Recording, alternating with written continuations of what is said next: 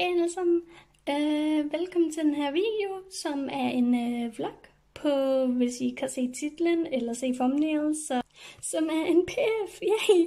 Og det er faktisk min allerførste gang, jeg er til LAN, så det er næsten ligesom det samme, som da jeg lavede vloggen med Gamebox. Undtagen den her gang er det sådan, at vi sover dernede, og vi gamer dernede til NPF. Så yes!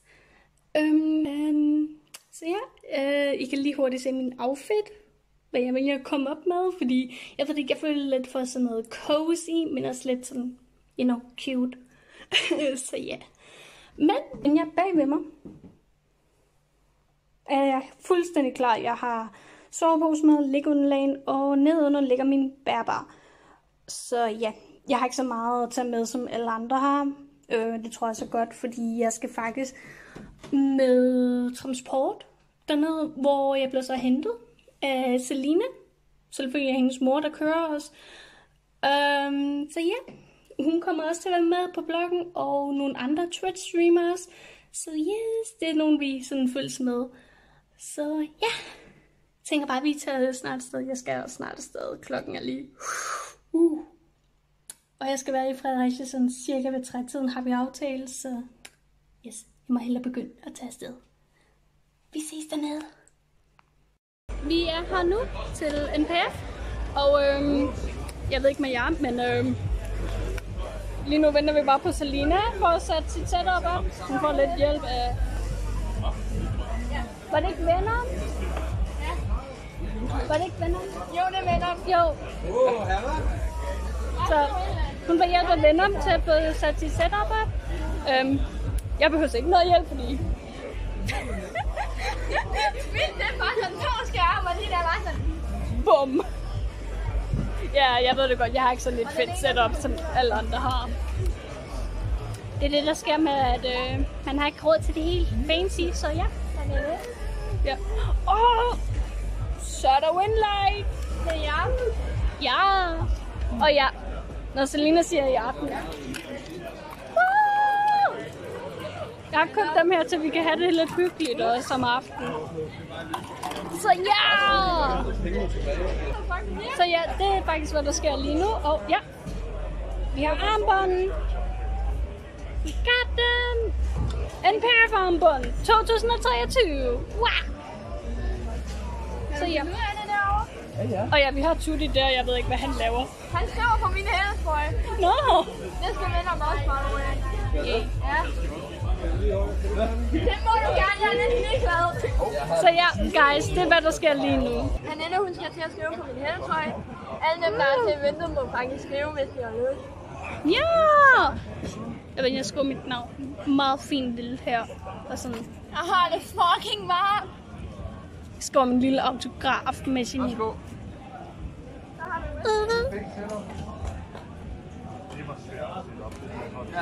Sådan der. Perfekt. Okay, faktisk, nu er det hele oppe, og vi alle sammen er klar. Ja! Sidder lige og får mig en kugle. Ja, jeg holder mig stadigvæk til min monster. Jeg har lige smagt den der. Jeg har ikke godt lide. Jeg har derovre med. Hej. So yeah, guys, that's what happens right now. Og så ved jeg ikke, hvad der sker efter. Jeg ved ikke, hvad planen er. Jeg tror, som Selina sagde, 24 timer stream. Sammen med... Woo! Det skal nok være nice. Så er der lys! Damn. Tutti! Der er sprænget! Så hvis du brænder lys, så sparer du bare med. Altså, vi løber ikke tør for lys her i aften. Altså, vi har også... Hallo. Drengene se den sindssygt glade stemning ud her. Ej, hvor har jeg glædet mig til gæster. Vi har fået gæster, vi har fået Jesus. Hej. Det er også nemt. Sådan, fanbase. Og så har vi fået Christønder. Ham ser jeg. Stadigvæk en fan. Så har vi Dirt Parent. 4 fans. Så har vi Go Jesper. Okay. Sammenlagt 17 fans til alle. Og det vi skal til at lave nu, det er, at vi skal lave nogle Minecraft minigames. Og jeg har ikke forstand på Minecraft. Hvad er det, vi skal til at lave nu? Det vi skal til at lave, det er jo, vi skal bare spille en masse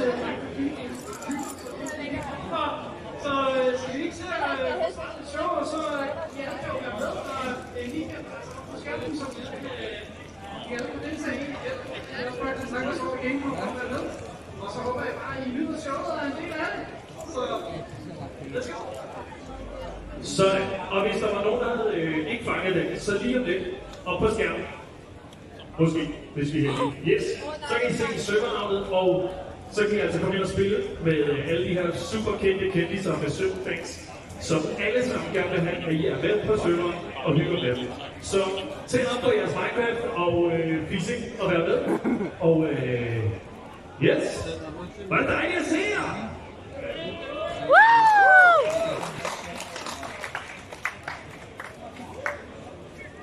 Kan vi ikke få lov til computeren op her, måske? Shooting. Så er Selina glad. Selina, er du glad? Er du glad? Ved du hvad, jeg vil faktisk også gerne have sådan en der. Det er ikke lige en god idé. Men hvem er derovre?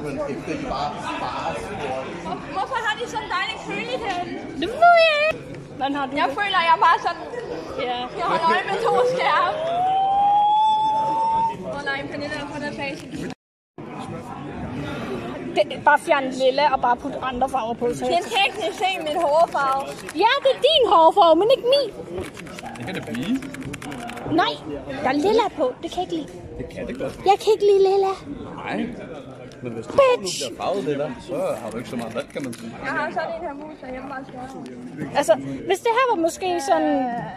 Forestil med at være lyserød, men så blåt og sådan en mix af sådan noget af det. Det vil være perfekt.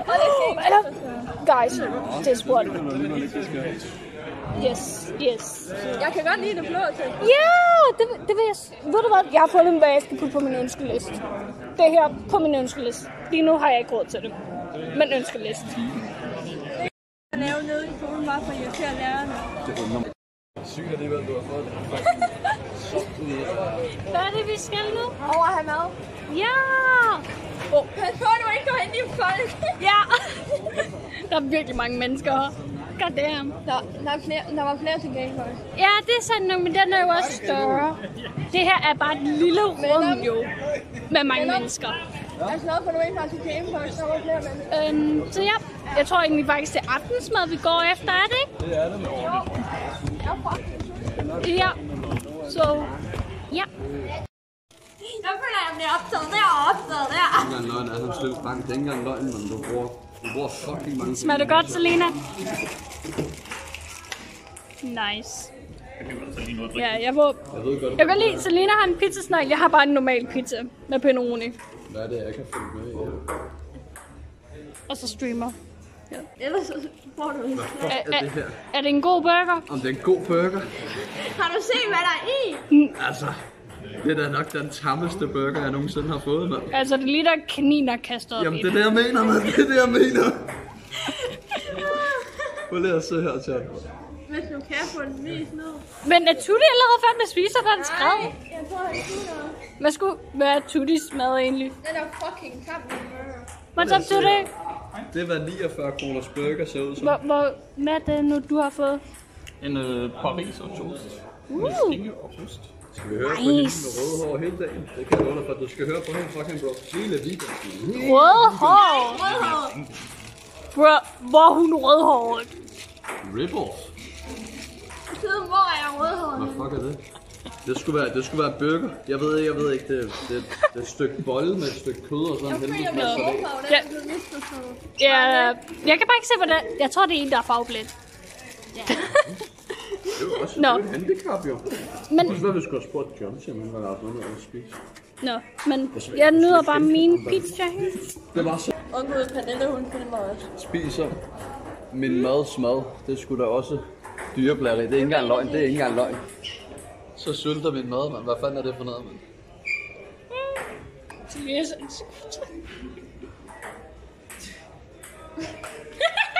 Nu reagerer hun.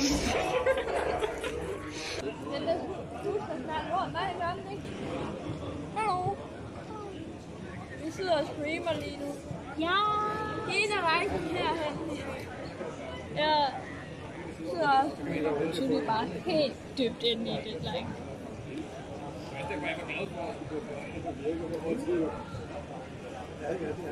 Hold kæft, jeg er glad for, at jeg har min ring light.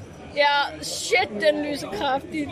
Man kan ikke engang fornemme det her fancy lys, jeg har puttet her. Altså, det må indrømme, det er så meget hyggeligt, guys. Så meget hyggeligt. Så mindre kraft. Selvom det der, det gør, at man ikke kan fornemme. Men det er stadigvæk pissekult. Den er mindre kraftig. Ja, dit er virkelig kraftigt. Altså mit, det har sådan noget gule lys, der er godt for øjnene, ved jeg. Dit er bare sådan noget hvidt kraftigt lys. Jeg er glad for, at jeg har min ring light. Man kan høre på din stime, du siger hyggeligt lys, og man kan bare ikke se noget hyggeligt lys. Ja, det er det. Altså, man kan... Hendes lys er så kraftigt, jo. Så man ikke... Lys, der bare... Ja. Så ja. That's what we do now. Ja. Og jeg har 24 timer stream, så jeg kan først flyve i gang i morgen op. Ja, jeg ved, jeg ikke har været så lang tid på. Jeg tror bare, jeg er på Kan jeg en bare til være med og at skyde og snakke med min tjern herovre? Meget Ja, det tror jeg også, det er noget, når jeg bliver træt. Så ja.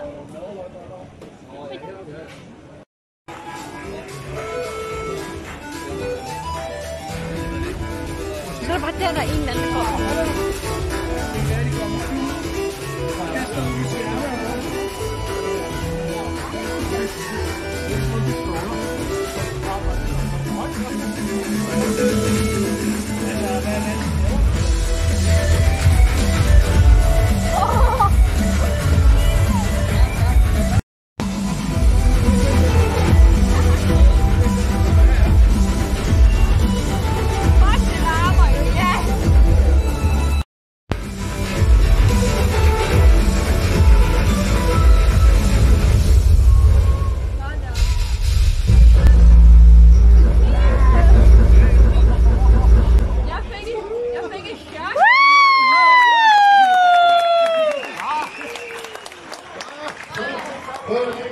Det var meget bedre. Fantastisk. Vi lover, vi kørte en gang lidt senere, så er folk lidt bedre forberedt. Ja. Velkommen til NPF 2023.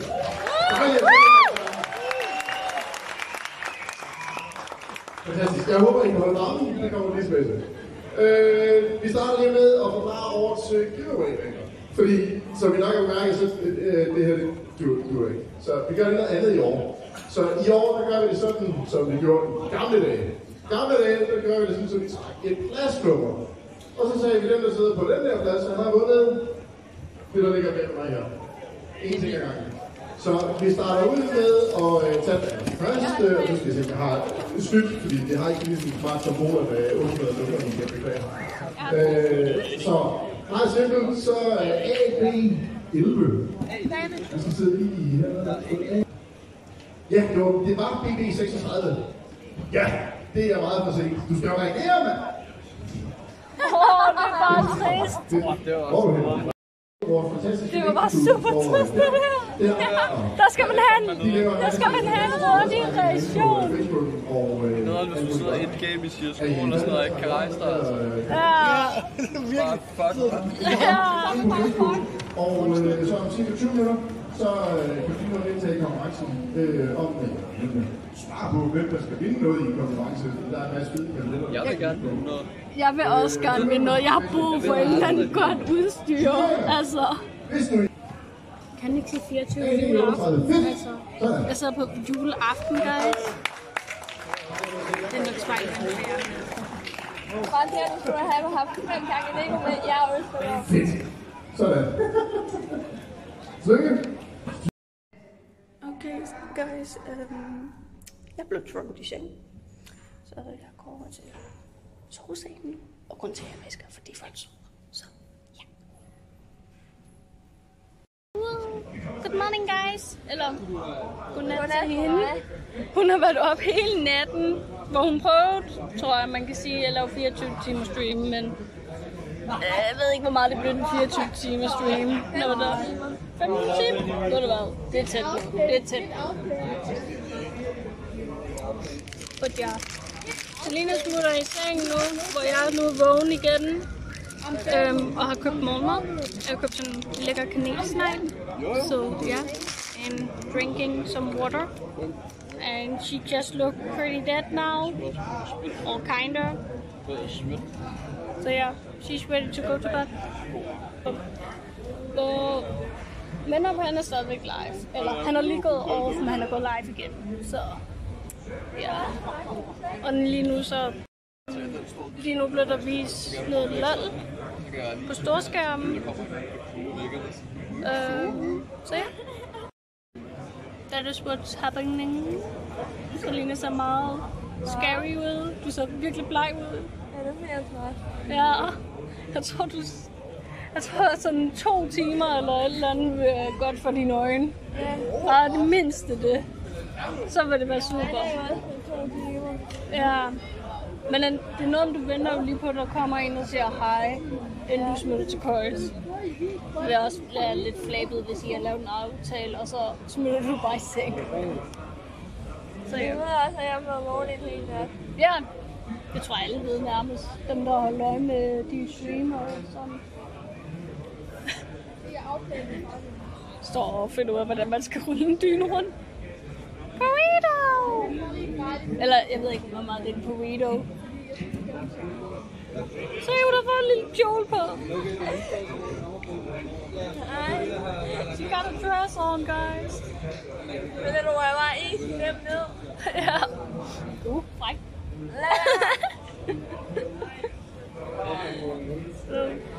Ja. Snart. Jeg har pyntet frem til dig på en ting og sur. Ja. Altså, nu jeg tænker over, jeg har shorts ind under min nederdel. Du får det ikke så varmt. Ja, men det er det, jeg tænker, om jeg burde tage min nederdel af, fordi jeg tror, det er mærkeligt at have du ved, gå rundt med en nederdel under det. Ja, men du går heller ikke rundt med en nederdel. Like, I have a skirt on, guys, men jeg har også shorts ind under. Så derfor ved jeg ikke. Jeg tænker på, at jeg vil tage min nederdel af, og så bare sætte det der på, fordi jeg ved ikke. Jeg tror, det vil være lidt klodset at gå i. Bare en lille smule, you know? Yes. Oh, Jesus! Oh. Prøv at mærke på bloden, der. Den er så soft. I'm pretty normal. Er du sikker på, at nu jeg tænker over, at den ikke for stor til mig? Jeg sagde jo til dig, at du kommer til at føle dig små på lille en. Okay. Hopper du i pandadragten? Ja. Oh my god. Okay guys, skal I se os hoppe i vores dragter? Are you ready for that? Altså jeg tænker, man kan godt vise på stream, hvis man har noget indunder, ikke også? Sådan, fordi jeg har jo shorts indunder. Ja. Så jeg tror ikke, at det burde være, at jeg bruger en regel. Du skal ikke vælge. Jeg var ikke ved at vælge, guys.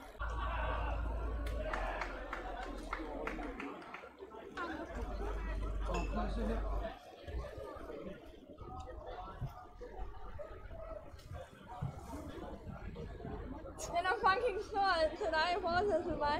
Men jeg tror også, det er fordi, du har noget lettere tøj på. Eller du har noget lettere tøj på, end hvad jeg har.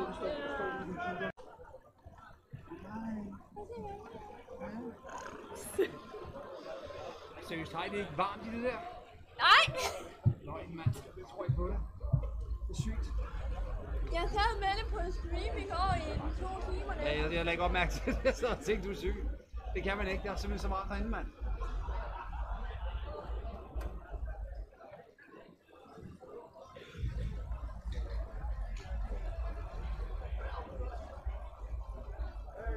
Og så stikker panda i.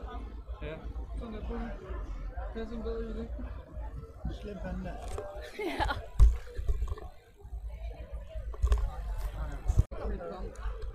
Kan jeg tage? Kan jeg?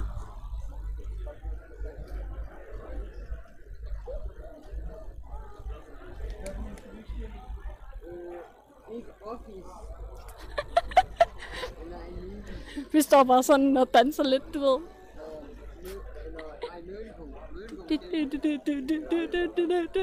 Og man skulle tro, at jeg skulle være træt, ikke?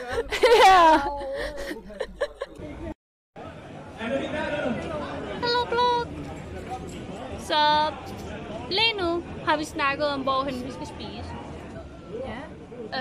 Og det bliver ved Mac'en, så der skal vi gå ud. Hvor jeg går ud med min kostume. Som er Selinas. Men... Jeg ved ikke, om jeg går ud med min. Nej, det var også lidt derfor, at... Altså, jeg ved, jeg gør det, fordi jeg skal have en Happy Meal. Det er okay.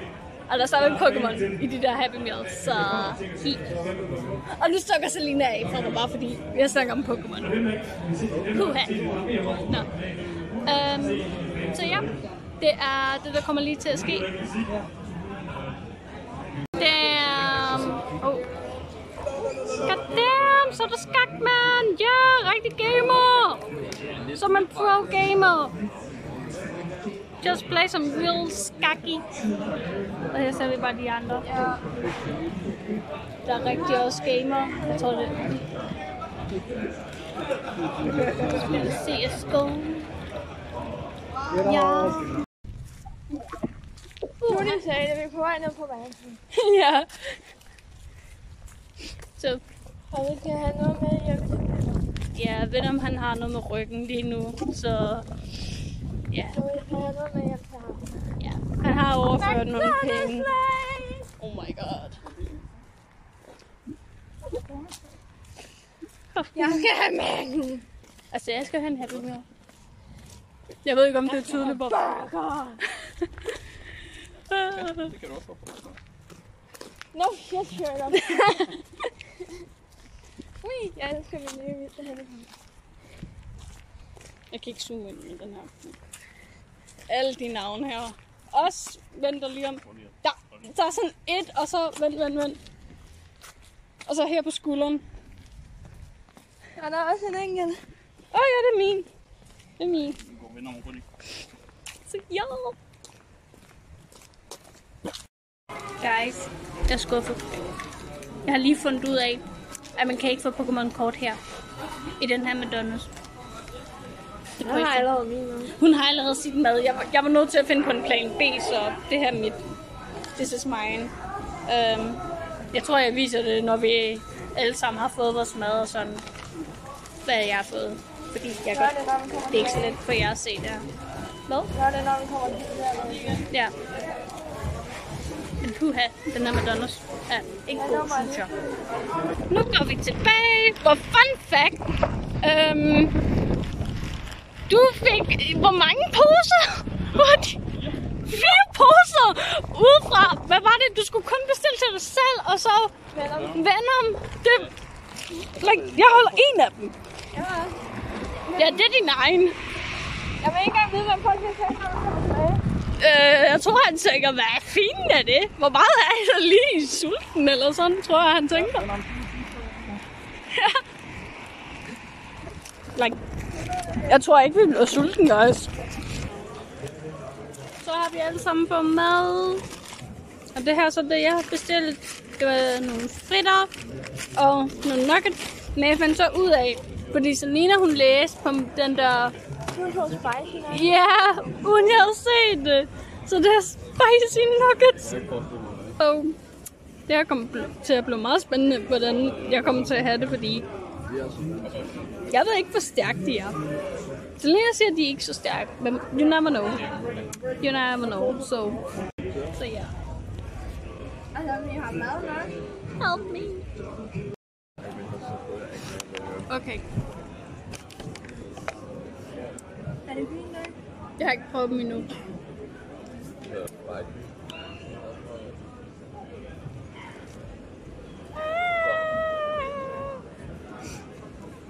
No. Okay, guys. I need to try it. So, jeg ved ikke, om jeg skal dyppe dem i sur sødsauce før. I have never tried this one. Never tried them. Hvorfor vidste jeg ikke det? Pas, jeg tror, det er noget helt nyt. Nej, jeg har været der før, så... Hej! Jeg tror egentlig ikke, om det kommer igen. Something I did not know. What the Jeg har fuck? tænkt noget ved skærmen, når computeren gik i slummer, No. mens du ikke laver noget på det. Og jeg De kender det dufter selv. spicy. Sådan insta. Nej, du skal ikke slukke. Nej. Sæt lige skærmen igen. spicy. Og der er ikke kort, Okay. men du skal ikke. I will try. Og så vil jeg prøve med søde sauce. Ja, det er Tænker jeg. det værste, jeg kan godt lide.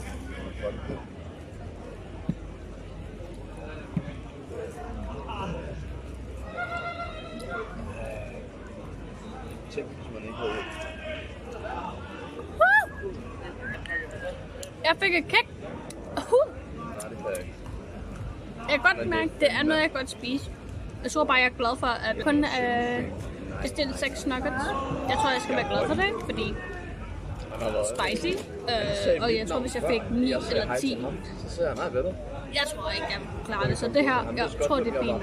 Jeg kan også lige prøve at se, om det vil hjælpe. Jeg kan også lige prøve at se, om det vil hjælpe at dyppe dem i det her. Om det vil formindske det her. Jeg kan godt lide Ronny, men han skal ikke sige den side af mig med. Kind of. It's not bad. It's not bad. Det kan spises. Hej, Rollo. Guys. Vi er så ikke helt stukket af for Pokémon-kort. Vi er ikke helt stukket af for Pokémon-kort. Vil I høre hvorfor? Det er så en god nyhed. That's a good news. What? Yeah, we have good news also. Fordi vi er ikke helt væk fra Pokémon-kort. We're not all gone for Pokémon cards. Yes. Fordi hvis nogen af jer kan huske Super Pink Kitty, hvis ingen af jer kan, check den ud. Do it. Fordi da jeg gik over til Super Pink Kitty, men hun gav mig den her med hendes autograf, and it's so nice. Plus, jeg har måske lidt flere. Altså hun sagde faktisk, og det skal jeg lige fortælle. Hun sagde egentlig der, fordi hun åbnede en Pokémon cards, altså en Pokémon pakker ved hendes stream, og hun sagde til mig, at hvis hun fik en Pikachu, så må jeg få den. Så var det allerede min. Hun fik så ikke nogen. Men Cruz, en af hendes mods, han har givet mig den her. Og så, fordi der er sådan noget streamloads, hvor med nogle af de der streamloads-kort der kan du, har hun sådan, at du kan også få Pokémon-kort. Så jeg fik flere. Og det var ikke for mig selv, det var også Cruz, der synes det. Hvor jeg igen got this one. Også med hendes autograf og NPF 2023. Og vi har den til udvikling. Same. Autograf. Altså jeg føler, at jeg skal snart lave en ramme med alle hendes autografer, jeg får samlet i dag. og så den her. Jeg tror faktisk, jeg ved, vi har en spiller nede blandt deltagerne, som sidder og spiller teknisk-turneringen. Men controller er lige forbi nu. Og det er lige der med der. Så folkens, nu tænker jeg, at jeg vil hoppe til køjs. Og bare sove en lille smule. Hopper nok på igen senere. De andre to, de bliver siddende herude. Så ja. So yes, we see when it's daytime again. So yeah.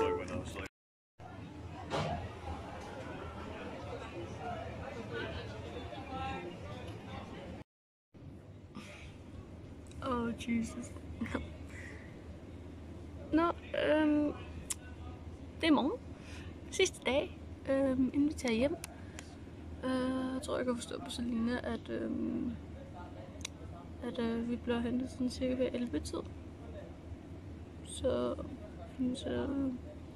ja, cirka ved 11-tiden. Lige fordi jeg stod virkelig tidligt op, så café er ikke engang åben. Der hvor vi får normalt morgenmad og aftensmad, frokost, som man kan købe her. Så jeg var på købe en pose gifler. Det minder lidt om det, jeg fik i går, så it's okay. Og så noget vand. Selvom jeg har også taget en lille sip smeltet slåsice. Wow. Fancy. Men ja. Der er en lille smule dødt her. Fordi der er mange, der stadigvæk sover. Der er også nogen, der falder i søvn med ens computer.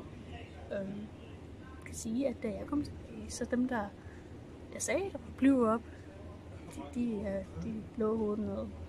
Så ja, så lige nu ligger jeg stadigvæk og så sover. Ja, så lige nu ligger jeg stadigvæk derovre og sover. Jeg tror også, man kan godt fornemme, at hun ligger Men hun var nede på bordet. Og sådan. Så ja. Så ja, der skal bare games lidt, tænker jeg. Indtil at vi skal pakke sammen. Og så. So guys, what is happening now is we are going to pack alt vores ting væk nu. Selina, hun er i gang, men det er også, hun har lidt et større setup, end hvad jeg har jo. Altså det tager jo ingen tid at få fjernet, altså. Det er bare at lukke skærmen og rode ledningerne sammen, og så whoopty-doopty, så kan jeg tage videre, altså. Så ja.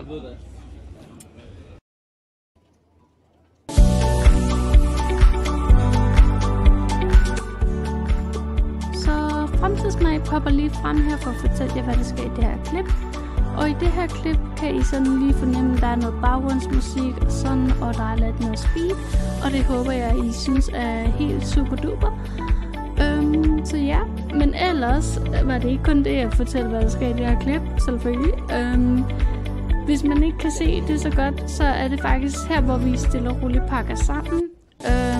Hvor vi hjælper lidt hinanden, og sådan, hvor vi også kommer til sådan stille og roligt at fumle med nogle ledninger. Det kommer I til at se mig senere hen, hvor jeg begynder at fumle med min lange 10 cm netkabelledning. Den var virkelig træls, kan jeg fortælle jer.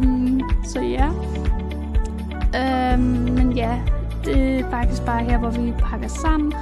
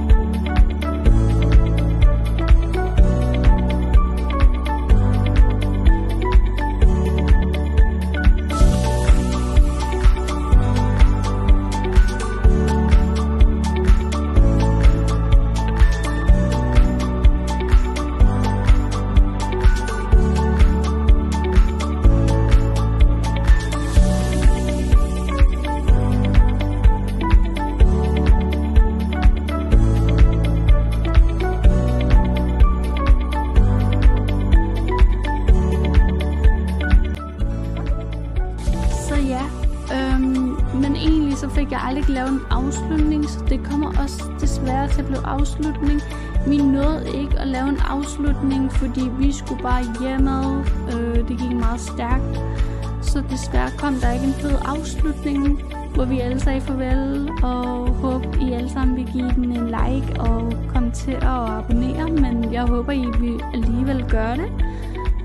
Hvis I har synes den her video har været pissegod, og hvis I har lyst til at have vi også, og hvis I har lyst til at have, at det skal også blive lavet næste år, fordi vi har snakket om at gøre det til en tradition, at vi tager ud som en gruppe til NPF. Så måske, hvis nogen af jer overvejer at komme næste år, at vi måske ses der. Så ja. Men ellers, guys, vil jeg egentlig bare sige mange tak for, at I så med. Og husk at give en like, hvis I virkelig kunne godt lide det. Og kommentere, hvad I synes vil være fedt og alt det der, hvis I har nogle ting, som I har lyst til at nævne eller sådan. Eller I kan abonnere på kanalen, og hvis nu I har lyst til at se mig live på Twitch, eller nogle af de andre. Det kommer også til at stå nedenunder. Så er der nogle links nedenunder, hvor I kan se min Twitch og de andres Twitch-kanaler, til I også kan støtte dem. Så ja, ellers er der ikke så meget end det, folkens. Ellers så håber jeg bare, at I alle sammen nyder det virkelig meget. Og ellers, bye bye!